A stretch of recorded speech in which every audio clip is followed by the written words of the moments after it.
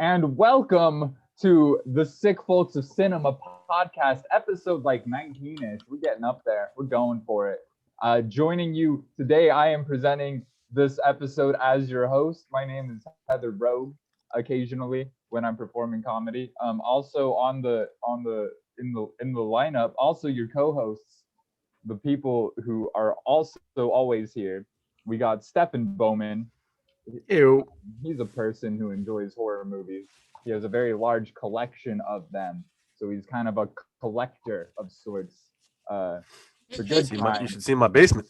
No, okay, Don't go in maybe the the bad kind too. We're not sure, really, honestly.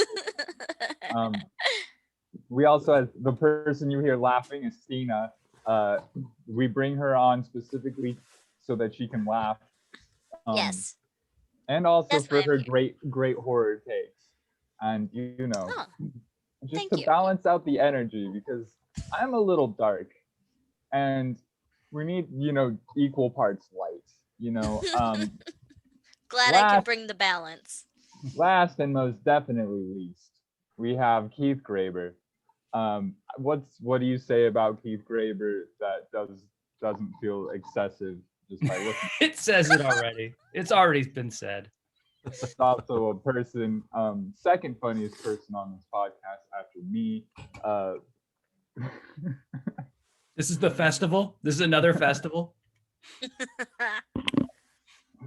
Did you hear about that festival? I'm seeing some things on Displaced Comedians. Oh, Apparently. I've heard some things. I've definitely heard some things. I've I seen don't know, things, man. Should we trash talk it live on the air and just completely ruin any relationship we might have with people who put it on? I don't know. They trash talked it at the show. So I think all the trash talking's already done. Okay, I don't know. I wasn't there. I didn't sign up for it. I just don't do festivals on the internet right now because they cost money to enter it, Mm-hmm. Yeah. I'm scraping by. I'm waiting for those $1,400, like checking my bank account. Like when's it coming, Biden? Isn't it supposed to be this week? Supposed to hit supposed this to be. weekend. Oh, He snap. still I owes should me probably check. $600 more on top of that, but I'm letting it slide for now. Just give me my $1,400. We'll talk I about spent my $1,400 on this ninja costume. It's a pop collar ninja costume. Oh, bruh.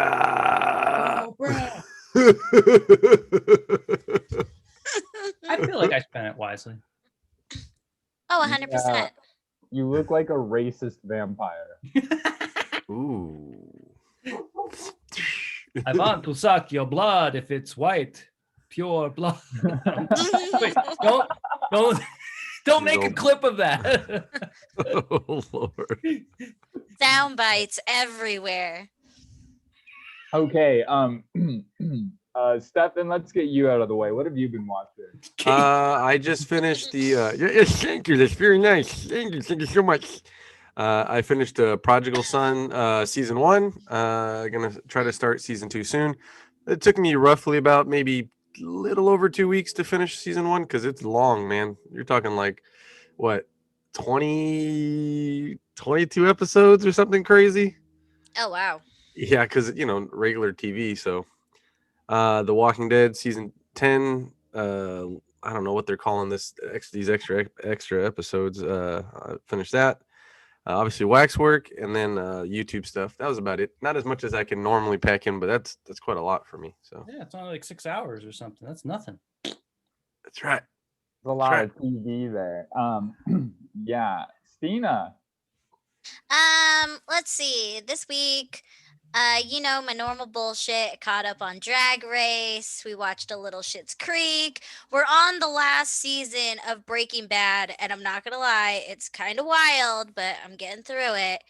But the one thing that I did watch this week was Coming to America 2. Oh, I I want saw to see that. it. Yeah. And it's enjoyable. I enjoyed myself. I had a good time. There were some moments there. Okay. The reason I say that I enjoyed it was there were some clever callbacks to the first movie that I didn't see coming. And I was like, oh, I love that. I love that for this movie.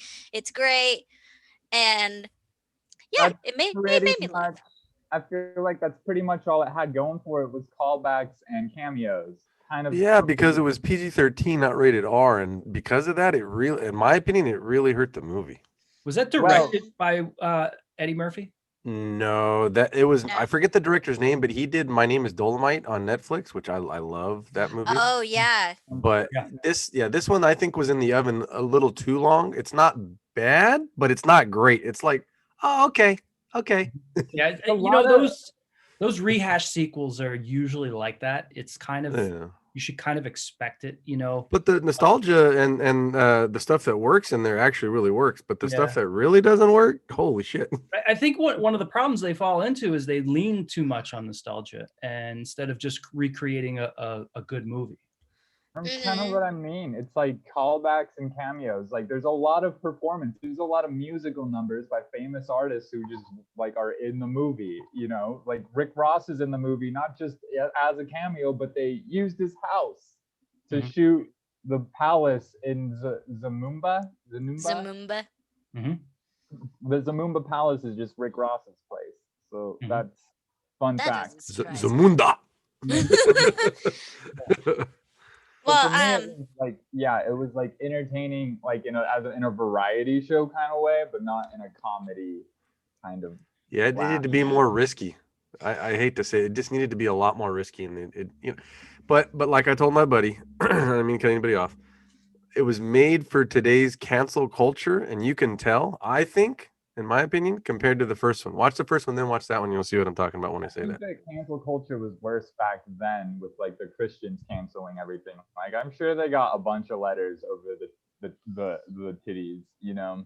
I mean, it was probably less racist against Africans. I don't think that is a bad thing against it in any way, though. I do think that like they tried to make it too kid friendly, but I don't think cancel culture actually like has gotten any worse at all at any point in time. Like I think it's always existed to the same degree.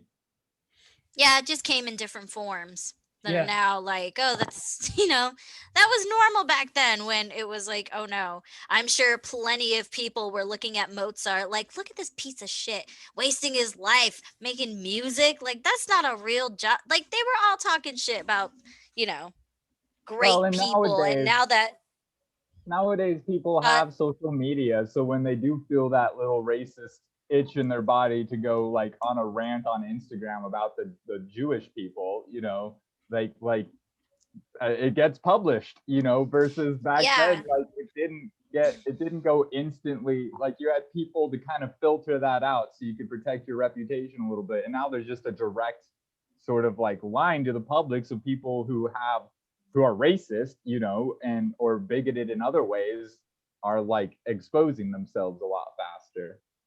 That stuff, yeah. oh yeah. And I'm speaking about the Star Wars lady. It's like, yeah, you Okay, go you're talking on about her. you go on a rant on Instagram about the Jews, you're gonna like, I don't know what you're expecting, Who else did that though? Wasn't there like a rapper who went on an anti-Semitic rant? Oh, I'm not sure about that. I know that I saw today somewhere that Tekashi 6ix9ine went on like a homophobic rant, and Lil Nas X just completely shut him down and was like, okay, period on that. You're not getting away with that anymore. Yeah. Well, the thing about woke culture is that we're calling it woke culture, and it's this big comprehensive thing that represents, like, there's a lot of groups that are represented, but they don't necessarily, like, it doesn't cross over back down into every culture. You know what I'm saying? Like, if woke culture wants to represent, no, but you know what I'm saying? Like, okay, if it's countering racism, right? But then, so we're accepting of various cultures, and then within the rap community, it's very homophobic, and then so the crossovers like don't add up, and you don't always get this comprehensive result that's perfect. Is my point. Right. I would say anywhere there's high masculinity type stuff, that's going to be like commonplace. Well, and that's why, right, rap culture is homophobic and misogynistic, and it's not. I wouldn't call it high masculinity so much as I don't consider that Or positive machisma? masculinity. Would that be the word? Machisma? I consider that toxic masculinity and frailty. I consider that male Machismo fragility. energy. Yeah, machismo. There you go. That's the word I was looking for. Well, I Thank don't you. see that as machismo. I don't at all. No? I think that's fragile. I think Well, that if you're being homophobic or misogynistic, it's because you're trying to sexually differentiate yourself and trying to like you're overcompensating at that point. Security, if you're secure in yourself, you don't need to be misogynistic or homophobic. You know, Mhm. like that always speaks to deeply fragile people, and I see that myself because I hang out in a scene full of a lot of like people who don't consider themselves feminine by any means, people who are very masculine, people who are like ex-gangsters and stuff like that, or currently gangsters. They fucking treat people with respect. They're not homophobic. It's just the insecure ones who fucking have to depend on that. That might And come down to like semantics with what machismo means to people, because it does come from like a sense of patriarchy. And and religion. You gotta also hold the account that a lot of religion is very damn, Stina, why you gotta watch such controversial shit, man? Just watching Arsenio Hall and Eddie Murphy. See what you lit up. Giving me Michael free Blackson on that was hilarious. Oh my god. Oh my god, there were so many good there were so many good people and there were so many good moments. Like, I'm sorry, Wesley Snipes was Oh, he was great. he was so fucking great. When I saw him, the first couple scenes, I was like, it's the general for me. It's the general for me. I loved him. I'm really looking forward to it. Not that I'm too worried about spoiler alerts, but there's not going to be any spoiler alerts. And I was kidding about that. Like, I don't care. I'm down for the debate. We can go crazy if you guys want to just do that. Just to bring it back home. So one thing my point is just I don't like to conflate masculinity with masculinity. So I don't, because that's something that conservative says, the left is trying to end masculinity, and it's like, no, just douchebaggery is really what we're trying to end. Yeah. So that's point number one. Mm-hmm. Point number two was just on your point, in fact, I would say even rap culture is homophobic. Therefore, being a black gay person is harder than being a white gay person, for example. Yeah. And so you're basically summing up the result of what you're explaining is intersectionalism, right? And the understanding that the more different marginalized labels you have, the more targets you have on your back. So when you're a woman and a person of color, that's more difficult than being just basically what I'm saying is everyone looks down at each other, right? The gay community is racist too. Queer people, by and large, white queer people are often those liberal kind of people where it's very vocally anti-racist, but then they're kind of enable a lot of systemic problems that then keep queer black people away from the central queer community, and kind of help to segregate black people away so that queer people are not combined. It's not every single queer person gets along. It's they're still segregated along racial lines as much as human beings.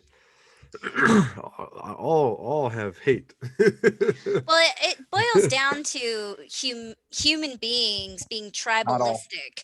That's not our MO to be inclusive. So to rise above it is, that's just getting over evolution, which evolution's good. You should evolve, or you should evolve. All human beings have hate. Not all human beings have power. And that's where the difference comes with racism, and why you say you can't be racist against a white person in a white society. You can go to China and be racist against a white person, Chinese hate Chinese. So yeah, that's like growing up part Japanese. A lot of my Japanese friends, some of the people they hated the most were Japanese. But anyways, Sorry for the Now that- explosive topic, Now y'all. that we've done that part, Horror movies. Yes, let's go that path. Keith, what have you been watching? I'll jump on this grenade. No, okay. So I've been watching. Fuck, I was trying to think of like a really like racially charged movie to like say I was, and then go right back into the fucking conversation. I couldn't think of one. No, I've been okay. So I've been watching. Okay, here's what I did another podcast and I watched Mannequin 2. Ooh, classic. Which was Kevin Heisinger's sense. Midnight Movie Night. So if you guys are a fan of movie podcasts like ours, check out his. It's pretty fun. Trashy 80s and 90s movies. Really trash. Amazing. Honestly, Mannequin 2, I liked it. It was fun. It was like an 80s romp. There were problems with it. You know, I'm not going to get too into details with it, but it wasn't bad. And Meshach Taylor stole the show as Hollywood. Oh my God. So good. Miss you, dude. He's dead, just so you know. I don't know if it could be anywhere, you know. I don't even know which way you point. Purgatory. Okay, moving along. So the other things that I've been watching is I watch a lot of Adult Swim. I like to eat some edibles and watch the goofiest shit on earth. So I watch like this show called Off the Air, and it's a lot of like visual artist kind of nonsense and weird skits. Sometimes it's funny, sometimes it's just psychotic. And an old standby that they've been playing it a lot on Adult Swim, but the Eric Andre show. Oh, if you like chaos, love Eric Andre. Oh my God, that watch man that is just show. pure chaos. Yeah. Pure chaos. I forget the name of the rapper, but I love when he gets the rapper. Oh, Hannibal. Yeah, well, no, not Hannibal. Oh, they do rappers. Yeah, they had a rapper come on, and he has his dick come through the desk. Fucking hilarious. Oh my God. I haven't seen enough Eric Andre, but the Eric Andre show that I have seen. His movie is finally coming out too. They're finally, because it was supposed to come out last year during the pandemic or pre-pandemic, and it didn't, or almost. Yeah, it didn't come out. But now I don't know if it's Netflix or Amazon Prime. I forget. Maybe it's Amazon Prime. But I'm fucking stoked for his movie, man. Mm-hmm. So anyway, yeah, I mean, I just watch bullshit at night. You guys know me. There's never really a lot of sense to it. I spend most of my time trying to write and work on. You like Metalocalypse, Keith? It's okay. I do like it, and I like the brilliant characters, and good writing in that. But I haven't really watched a lot of it. Yeah, I love Metalocalypse. It's good. Anyway, back to you, Heather. I'm just gonna skip myself because I've just been playing video games, and I've had some movies on in the background, but I've just been playing Asphalt 9. What kind of game is that? It's a racing game, and Ooh. it's free on the Nintendo Switch, and I'm absolutely addicted to it. Sweet, that's It's dope. the That's dope. best. I'm not sleeping. I'm not getting work done. I'm just racing. All I This see is actually a call for help. I close my eyes and I see the little nitro bar in my head as I couldn't like waste. You're talking to a guy who wasted a lot of life hours on video games, but I always found it hard on something like a racing game or something because there's no like campaign, there's no goal. You know, it's just like if it's round after round after round after round. Well, there is kind of there is a goal to like keep expanding. Like there's a whole progression, but for me, that's not the point. To me, I'm the opposite, where it's like I need to see myself improving at a skill and getting better at something. If I want like a story, I can watch a movie, you know? And so I don't do it for the content. I do it for the challenge, really. I'm the same way. Like if I'd rather play like racing games or like The Sims, like just things I can have fun with. If it's like something like, let's say Resident Evil, I'd rather sit and watch someone play and go through the story that way. But I have no desire to play like RPGs myself, you know? You gonna play Resident Evil 8, Stina, when it comes out in May? No, but I'll probably watch someone's Twitch stream so I can watch somebody else play it. I'll be streaming it. I'll be streaming it. I used to. So you guys know, I used to have a Game Boy, and I would play it on the train on the way to work, and I would do that as a test to see if I was too hungover to be good at work. Like if I was just eating shit on Tetris, I knew like I had no chance at work. You know, I better call off. The brain is not gonna be there. Yeah. It's a good cognitive test. I like that. That's funny. So what are we Segue. gonna Segway. review today? Segway. Okay. I don't own one. It worked if you shout it. Yeah. So today's movie, which I did watch this morning, and I Yes. Welcome to the morning club. It's so much better. fell asleep to it, put it back on to finish it. Anyways, Waxwork is a great movie. Don't take my word. I fall asleep to everything. So, anyways, I'm narcoleptic. I know, right? Yeah. Sometimes I feel like I have movie narcolepsy. It's Sometimes soothing. people will put movies on just to put me to sleep so that they don't have to listen to me talk anymore. They're just like, anyways. So Waxwork, what did you guys think of this? I'll let you talk. I'm just quickly reviewing my notes for a compliment to start with. He's Oh, got that's like he's nice. got one compliment and like 20 complaints. While you're skimming your notes, I had a good time. This was Oh, fun. No I had subtitles. a lot of fun. There were no subtitles. No, there were It was no all in subtitles. English, and so I didn't have to look off screen. That was the compliment. What a compliment. Mhm. But I mean, I don't know, like, but y'all know me, like, I love good campy movies, and this is a fun campy movie. There was gore in it. Yep. There was some fun kill scenes that I was like, ooh, like Jesus. I liked like all the different genres that they hit. The monsters were fun. There were some funny one-liners. No boobs, but I mean, hey, you can't win them all, right? Stina, you hit the nail on the head. You like subconsciously gaslit this movie. You're like, I love good campy movies. This was a fun campy movie. That's exactly what Yeah. the case is. I'm gonna call I'm gonna call Keith it hates a camping. like, Campy movie. Keith I'm hates gonna- camping. He don't own a tent. yeah. I mean, that's just my MO. I love B movies, and this is for sure a B movie. This is solid B territory. Solid B. Okay, on a scale of A to B, this is definitely a B movie.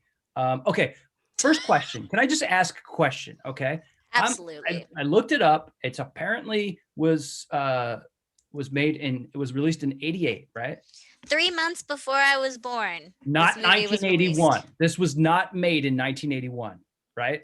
Because No. I was watching this film and I'm like, what the fuck? The acting, the even the wardrobe, like the film quality, it all looked like just turn of like the decade from 70s to 80s. It was really trashy. For 88, I was like, I was speechless. I don't know. It was a period piece. It was a parody of a. Is that what it was? Yeah. We're retro in the 80s. Well, that's Yeah. how I looked at it. I was like, this is part of the campiness, y'all. It's never up to date. Like, if you watch a bad, like, campy movie, they will never be like now. They're So- always like a decade behind with flip phones. And like, you're like, where did you get that razor? Like, oh my God. I have another question. Okay. Part of the campiness the reason that you could see all of the wax figures like moving because they were like the worst, like hey, we're They could not frozen. stand. They could Oh my not stand God. still. That would have been me. I would have been like moving my The eyes. silver guy in the street corner does that better. Why can't they get that guy? It's supposed to be creepy. Are they It was super moving? creepy. Are they alive?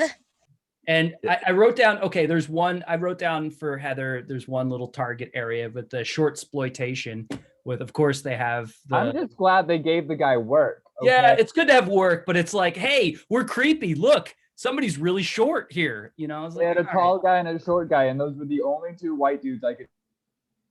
And the way he dies is hilarious.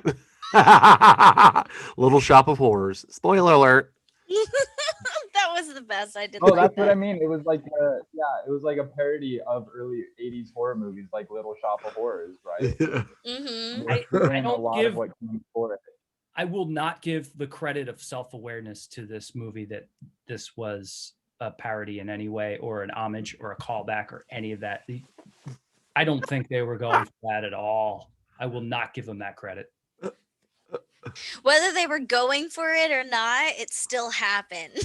I think if anything, I think they were thinking maybe like this will be as good as those movies. We'll be better, like. Oh no! I think they were delusional. Absolutely. I don't think they were delusional at all because there were just so many. I don't think so. I Yeah. will say I disagree. I think they were making fun of themselves just a tad, but then kind of trying to make it like, ooh, let's The add our way- own little cool spin.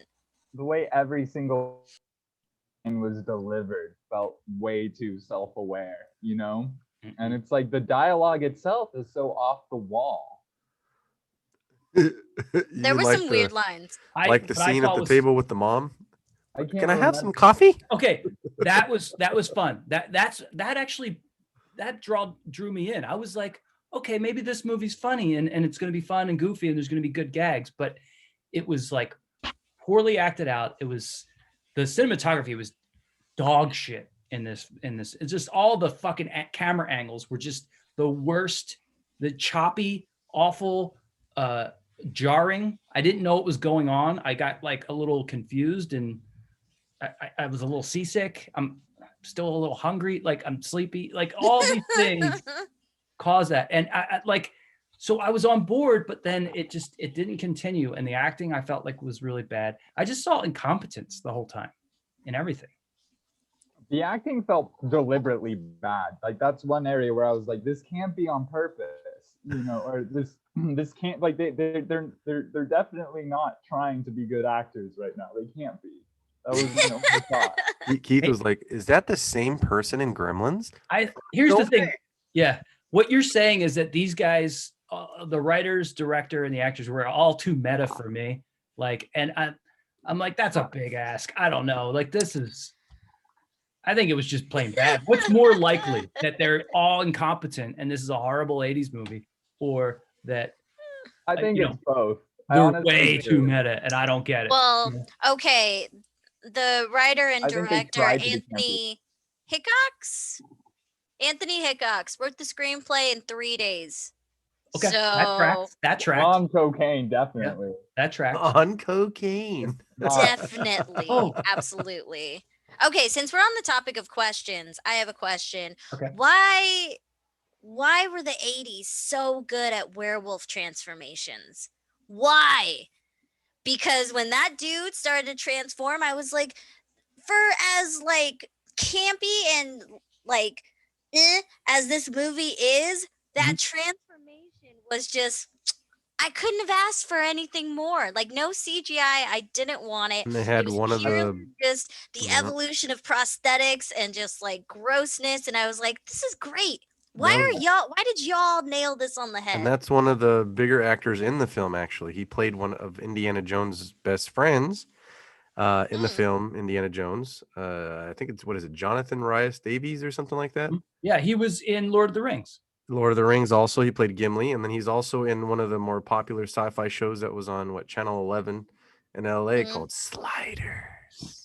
And he was great in this. But to answer your question, you answered it with the follow-up question, which is they were better in the 80s. In the 90s, they started using CGI. So if you watch American Necessity. Werewolf in London, which is a 70s movie, versus American Werewolf in Paris, which is a 90s movie, you Yep. can see like the best compared with the worst Yeah. as far as transformations go. I think that's exactly what it is, because oh my god, like that scene was so like it made me laugh more than any other scene. Was the interaction between him and the dude, like the kid and the guy who was transforming, and then he got bit and he was like, what the fuck is going on? And then he started to transform and I was like, this is the quality shit that I'm looking for. And I was so happy. I was instantly like, there's a star. right there, based on that alone, that was a star. You know, I mean, I won't say it's Richard Donner's original The Omen. You know, that's one of my favorite horror movies of all time. Definitely a classic. I enjoyed the film. It has its qualities. I felt like it was directed by Tommy Wiseau. That's the vibe I was getting from the whole thing. Almost, maybe. I swear to God, I think there was a scene where somebody was like, "Oh, hi, Mark." Like it was that fucking right on point. I'm like, what? But you know, and some of the gore was pretty good. But you know, the one thing that you know, he wrote it in 3 days. If that was the case, you know, could they afford a Rick Baker? Could they afford a Tom Savini? Most likely not. You know, I think they did the best with what they had in the time that they had. I see where you're going with this, Stefan, and respectfully, I have to say, like, I think all the flaws that I was seeing are in like for starters, the writing. Like, it just, I never understood what was happening because it never really visually explained things through and made in a way that made sense. That I was like, oh, I get it. I identify with this character because they're doing something. They're in a world. They're caught in a world. I understand. I would do the same thing, or they're following logic or some sort of mentality that I can relate to. That never happened. Immediately, the first dude in was like, hello? Yeah. Who's he yelling at? In the sky? Like, I would be freaked the fuck out. And I would maybe run back exactly the opposite way I came. And then, that's the thing. Did I drink again? Oh wait, I quit drinking. And then he's like, oh, he hypnotized. It was so ridiculous. Like, and that's where it lost me. Really, was his reaction to it. I was like, I can't with this. Like, and then the girl with the vampire, she just like, okay, she's in a wax museum, gets transported into a vampire's castle, sits down and starts eating raw bloody meat. Just like, well, you know what? Since I'm here, I'm looking for a way out. But while I'm here, you know, when in Rome, fuck it. Would you like some more blood gravy? Yeah, she was like, I haven't had steak tartare in a while. I'd love some blood gravy. You know, I've been asking for a night out. You know, so this is good. You guys are so nice. That was one of the hiccups I had for me because in that scene, of course, this would be my hiccup. Carnivorous vampires, like they didn't just drink blood; they just like they ate the meat too. And I was like, "What's happening here?" Like that threw me for a loop. I was like, is that supposed to be Dracula? Like, I wasn't sure until the dude tried to bite her neck, and I was like, oh, okay, they are vampires. They're not like weird cannibal royalty. I don't know. Yeah.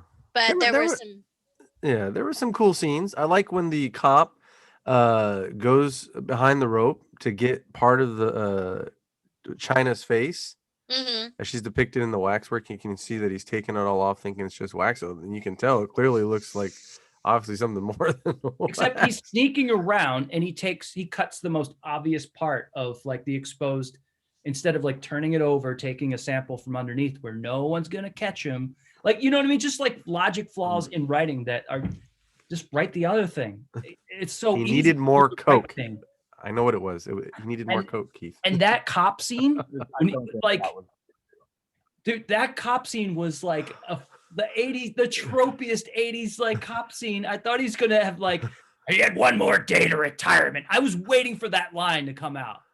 Did you not love that? I was just giggly everywhere. I was like, this is fucking great. His partner too. I was literally waiting for him to just slam his hands on the desk and go, bring me Spider-Man. Like, it was just like that energy. And I was like, I love this character. You know what it felt like? It felt like a friend of mine, like a roommate or something, just started acting class.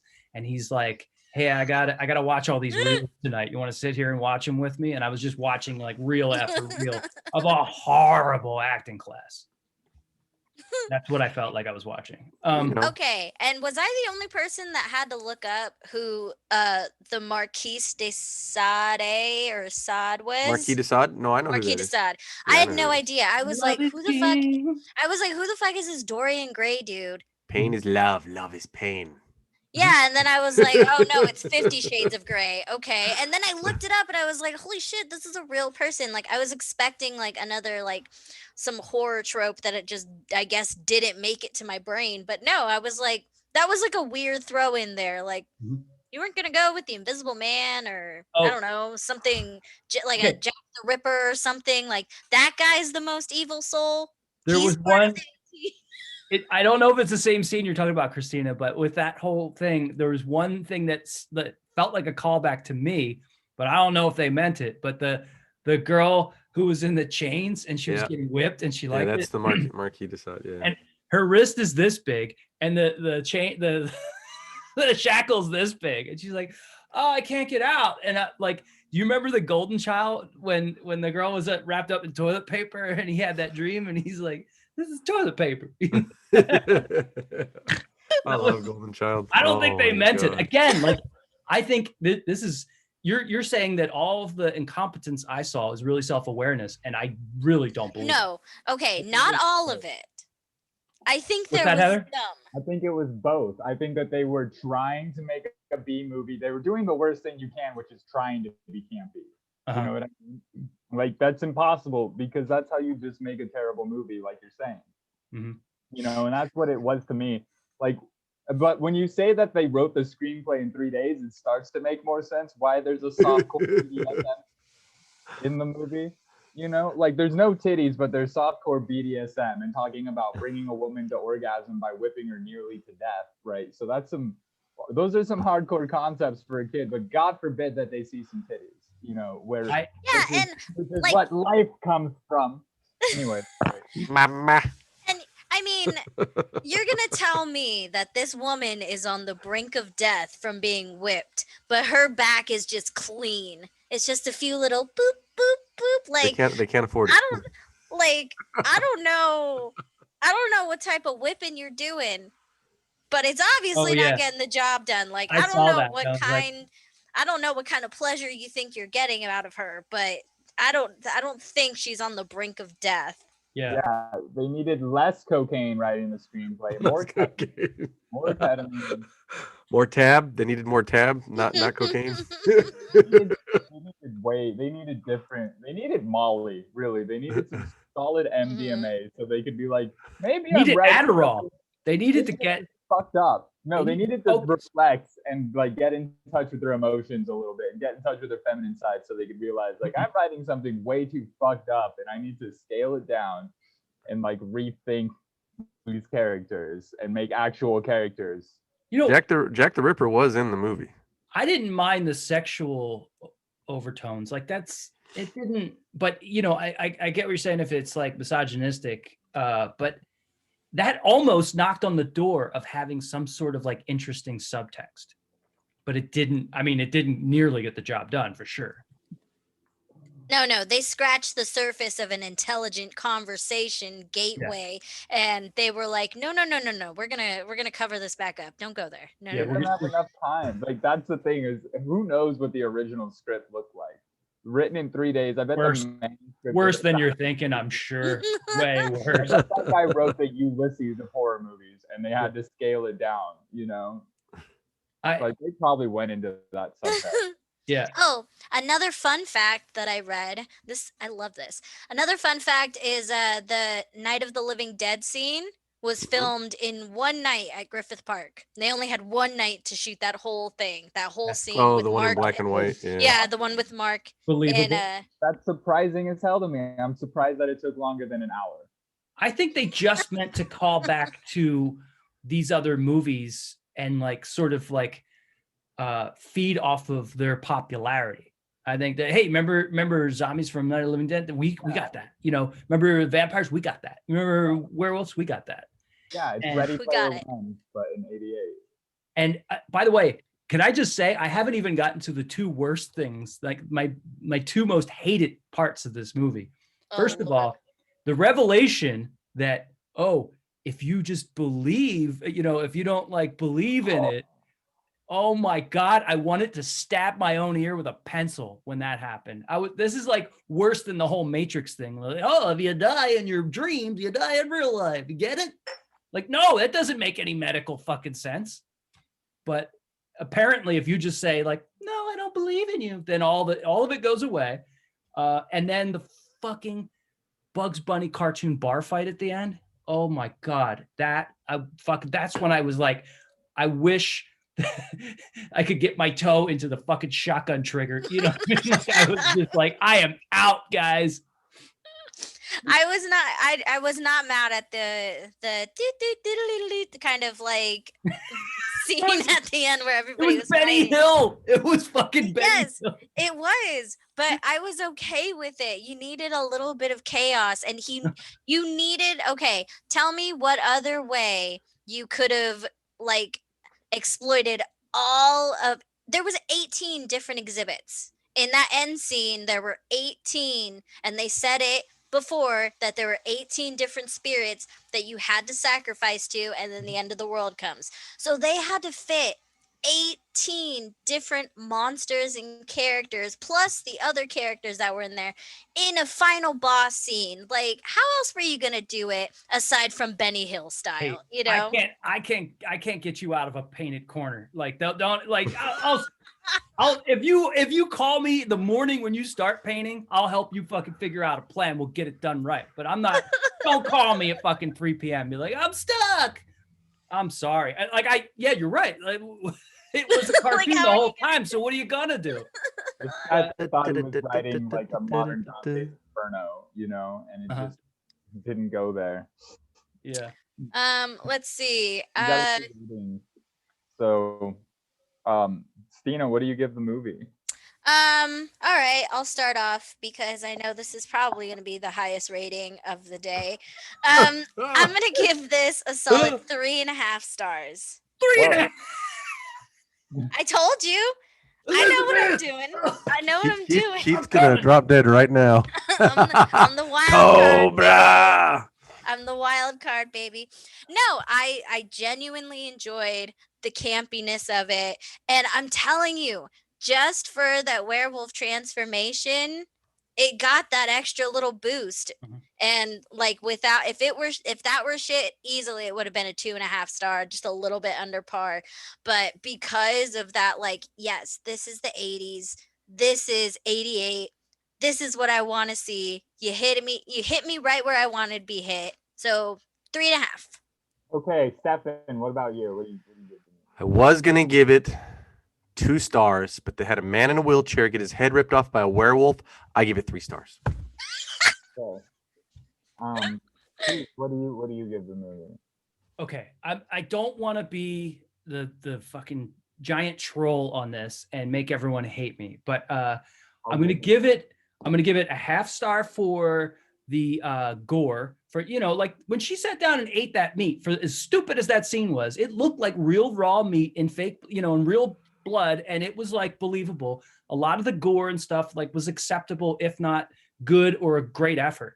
So I'll give him a 1/2 star for that. And I'm going to give it a 1/2 star for being a job creator. There's a lot of fucking dumb roles in this movie. Like they gave a lot of people work. And the short guy from, was it the guy from Fantasy Island? Yeah. No, that was not him. No, it's a different- I recognized him from That was something. not Herb.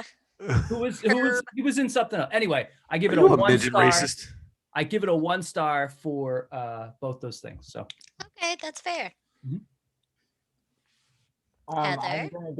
gonna give it probably 1/2 star for practical. I knew that was coming. Oh, I knew it. I don't know. So the problem is like so many other things that I want to rate it well on. Like actually, there's too many things that make it lose points. You know what I mean? Mhm. Like when I think about what was that terrible retro movie we watched that had the really good score, you know, Oh, it starts with an S. that It was Italian Keith's movie. choice. Talking about Suspiria? Suspiria. yeah. The score in Suspiria was great. The score in this movie combined with everything else, like I couldn't watch it and listen to it at the same time because it was like overload for my brain. And so I felt like there was so many things that made it difficult to watch the movie that I give it 1/2 star for practical effects. And Okay. that's I want to change my rating. I'm going to give it 10 stars. you can do No, that. not. We You can do can't whatever throw you want. off the balance Also, intentionally. it's not a horror what you movie, give. so I can't give it a horror movie rating. I don't agree with that statement, but okay. I've said it before.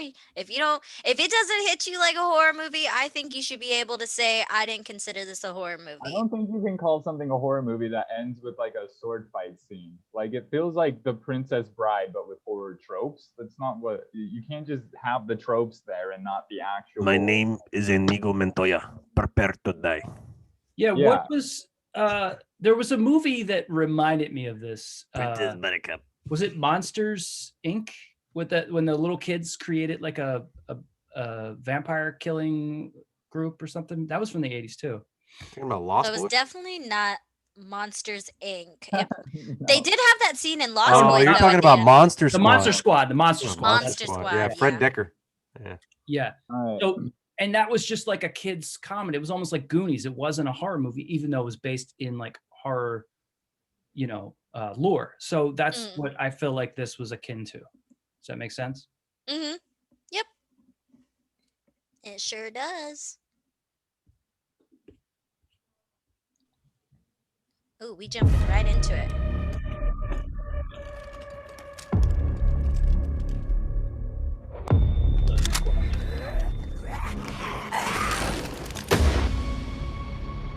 So how long were you out there for? I lost track of the time. Did you get bit? Oh, I know which one this is.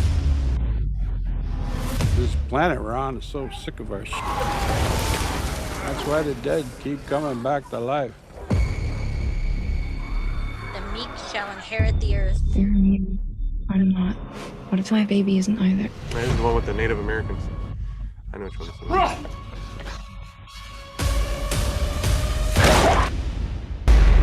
It's bad. Ninagasi.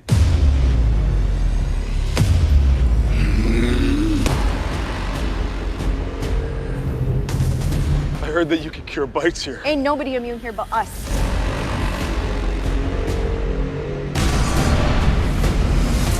One of them could come in here and infect this entire camp. Behind you. You want to live?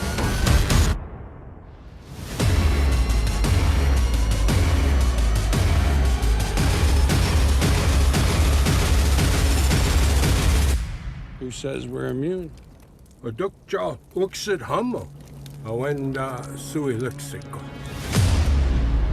Ooh. Yeah, it's basically the Native Americans are immune to the zombie apocalypse, essentially. Okay. That seems interesting. Blood Quantum. I can't. Any of these on Tubi?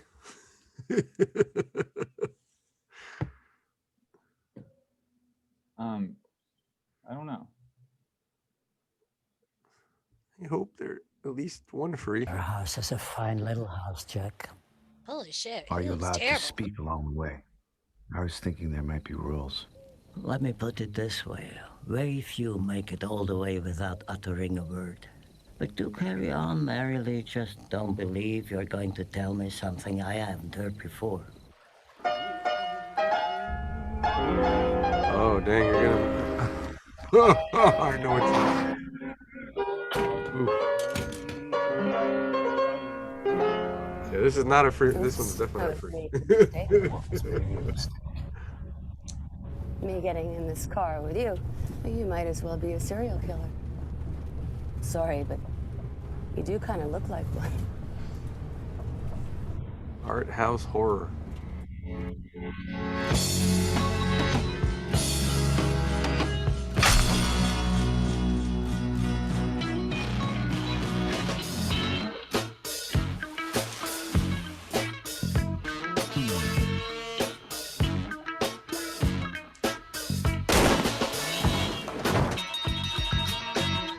Ah,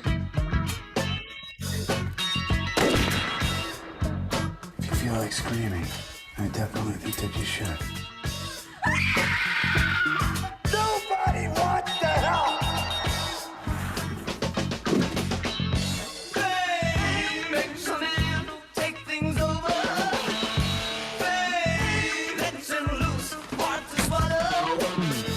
Mind if I take a look in the van, please, sir? I'd be a bad guy if I said no. Some people claim that the atrocities we commit in our fiction are those inner desires which we cannot commit in our controlled civilization. So they are expressed instead through our art. I don't agree. I believe heaven and hell are one and the same. The soul belongs to heaven and the body to hell. I love Lars Van Trier. When I think about all the things I've done in my life without in any way resulting in punishment. Damn, it's a long trailer. Yeah, you got to see his movie Nymphomaniac, Volume 1 and 2. Fucking amazing movies. I think I might have seen them. I don't remember. Yeah, Nymphomaniac's fucking Would amazing. I remember? I think I would remember a movie like that. No, dude, if you saw it, you would definitely remember. It's fucking hilarious. Am I still screen sharing? No. I can't see anything. No, not right now. But this last one is on Tubi. Which one? This one. Oh, okay.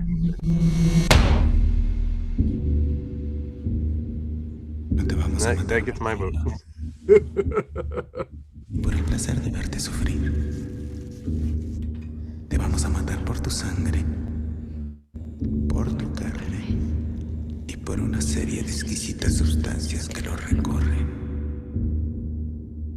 Te agarramos a ti por azar y recuerda que el azar es el criminal más grande que ha pisado la tierra.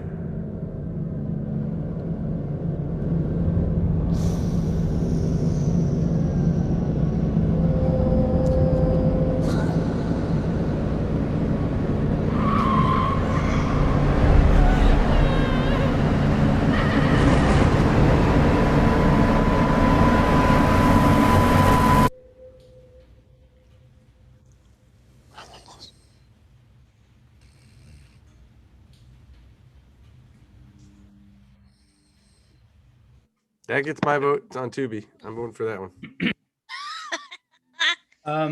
That's my Keith pick. Good picks. Yeah, those were all good. Yeah, I'll vote. Okay, so last week I was like pressured into voting against my own self-interest, I feel like, or tricked into it by You would have liked Train to Busan way better. So this one I'm going to go for what I think is the most Keith movie out of these movies. They all have promise. I like them. By the way, House That Jack Built is on Hulu if you guys have that. I don't have Hulu. But I think I'm going to go with We Are the Flesh. That's my vote. We Are the Flesh? Mm-hmm. All right, so Stefan and Keith vote We Are the Flesh. I was going to go with Blood Quantum? Blood Quantum, yeah. That was. I have Shudder, but that was in my top 3. Like, that one looks good, so. All right, cool. Yeah, that was a good one. I haven't seen any of these actually. I want to see all of them. So that's it for us. We made it through another episode without we did it. So anyways, you guys check us out, wherever podcast. I don't know.